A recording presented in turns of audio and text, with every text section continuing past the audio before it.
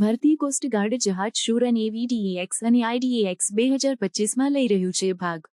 ભારતીય કોસ્ટગાર્ડ જહાજ શૂર 15 ફેબ્રુઆરી 2025ના રોજ અબુધાબી પહોંચ્યું, જ્યાં તે 17મી-21 ફેબ્રુઆરી સુધી યોજાનારી નાવલ ડિફેન્સ એક્ઝિબિશન અને કોન્ફરન્સ અને ઇન્ટરનેશનલ ડિફેન્સ એક્ઝિબિશનમાં ભાગ લઈ રહ્યું છે. આ ભાગીદારી ભારત અને યુનાઇટેડ અરબ અમીરાત વચ્ચેની સમુદ્રી સહકારને મજબૂત બનાવવાની દિશામાં મહત્વપૂર્ણ પગલું છે. ICGS શૂર, જે એક અદ્યતન ઓફશોર પેટ્રોલ વેસલ છે, ગોવા શિપયાર્ડ લિમિટેડ દ્વારા નિર્મિત છે. આ જહાજની મુલાકાત ભારતની સાગર પહેલ સાથે સંકળાયેલી છે, જે પ્રદેશમાં સમુદ્રી સુરક્ષા અને આર્થિક વિકાસને પ્રોત્સાહિત કરે છે.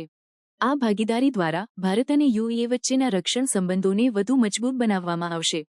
VDEX અને IDEX 2025માં ભાગ લેતા ICGS શૂર ભારતની સમુદ્રી ક્ષમતાઓનું પ્રદર્શન કરી રહ્યું છે અને UAE સાથેના રક્ષણ સહકારને વધુ ઊંડો બનાવી રહ્યું છે.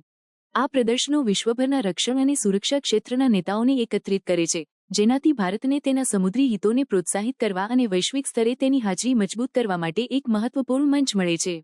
આ ભાગીદારી દ્વારા ભારત અને UAE વચ્ચેના સમુદ્રી સહકારને વધુ મજબૂત બનાવવામાં આવશે, જે બંને દેશોની સમુદ્રી સુરક્ષા અને આર્થિક વિકાસ માટે લાભદાયી સાબિત થશે. ICGS શૂરની હાજરી બંને દેશો વચ્ચેના સંબંધોને વધુ ઊંડા બનાવશે અને પ્રદેશમાં શાંતિ અને સ્થિરતા માટે મહત્વપૂર્ણ યોગદાન આપશે. The ship has got the privilege of interacting with the other maritime services of the region.